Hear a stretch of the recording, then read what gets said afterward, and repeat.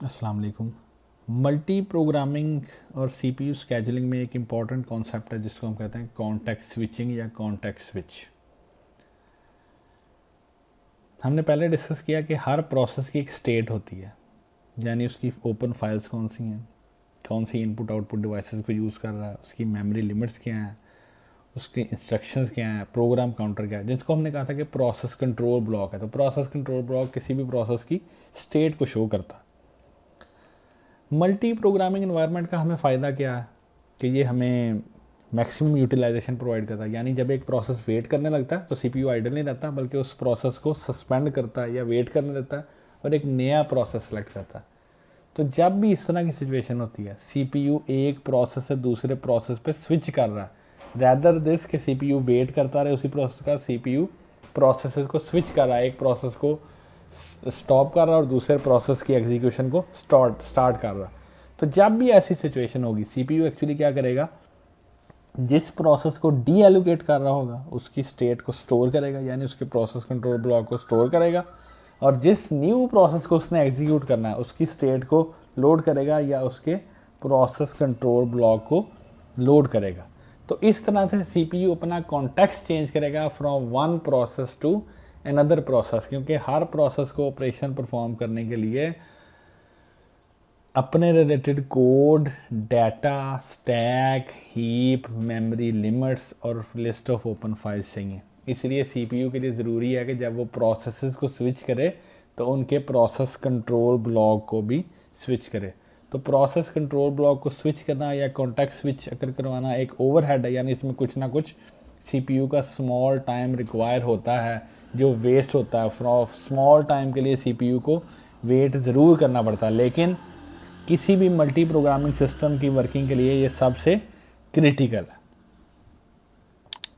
अब ये context switch की हम एग्जांपल देख लेते हैं। लेट्स सपोज हमारे पास दो प्रोसेसेस हैं, एक process P not, second one है हमारे पास प्रोसेस पी वन। इनिशियली जब सिस्टम की पिक्चर हमारे सामने आती है तो सिस्टम पी नॉट को एग्जीक्यूट कर रहा, इस टाइम पे पी वन क्या, वेटिंग स्टेट में, आइडल स्टेट में। लेट्स सपोज एक टाइम ऐसा आता है कि प्रोसेस P1 चलते चलते कोई इंटरप्ट अकर करती है। जब इंटरप्ट अकर करती है, सपोज ये इंटरप्ट ये है कि पी नॉट को स्टॉप करो और P1 को एग्जीक्यूट करो, तो ऑपरेटिंग सिस्टम क्या करेगा, इस इंटरप्ट को हैंडल करने के लिए सबसे पहले प्रोसेस पी नॉट का पीसीबी सेव करेगा। अब इस स्टेट में प्रोसेस पी नॉट भी आइडल है, P1 भी आइडल है।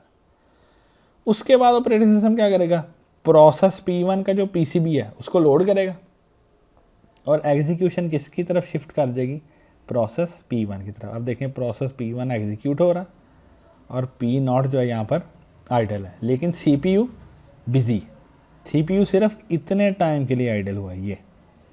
अब लेट्स सपोज P1 एग्जीक्यूट होता जा रहा है, लेकिन एक इंटरप्ट अकर करती है कि अब P1 को पॉज करो और P नॉट को एग्जीक्यूट करना शुरू कर दो। तो अब ऑपरेटिंग सिस्टम क्या करेगा, प्रोसेस P1 का जो प्रोसेस कंट्रोल ब्लॉक है उसको सेव कर देगा। अब इस स्टेट पे P नॉट भी आइडल है और P1 भी आइडल है, और फिर कुछ टाइम के बाद प्रोसेस P नॉट का जो एसोसिएटेड पीसीबी है उसको लोड कर देगा और P नॉट को एग्जीक्यूट करना शुरू कर देगा। तो अगर आप देखें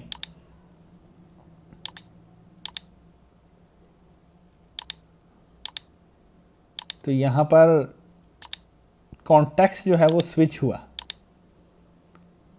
ये जो सिचुएशन है, एक यहाँ से लेकर यहाँ तक, इन दोनों में कॉन्टेक्स्ट स्विच हुआ। मैं इसको मज़ीद एलेबोरेट कर देता हूँ पेंट को यूज़ करते हुए कि ये जो सिचुएशन है ना, ये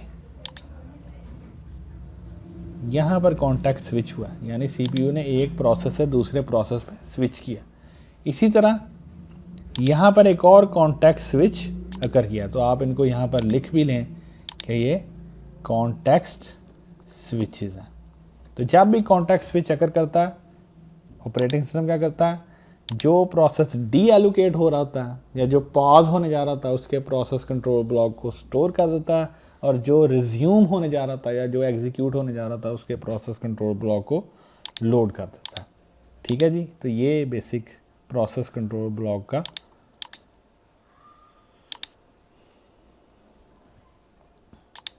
मैकेनिज्म है कॉन्टेक्स्ट स्विच को कंट्रोल करने के लिए। नेक्स्ट हमारे पास आता है ऑपरेशंस ऑन प्रोसेसेस।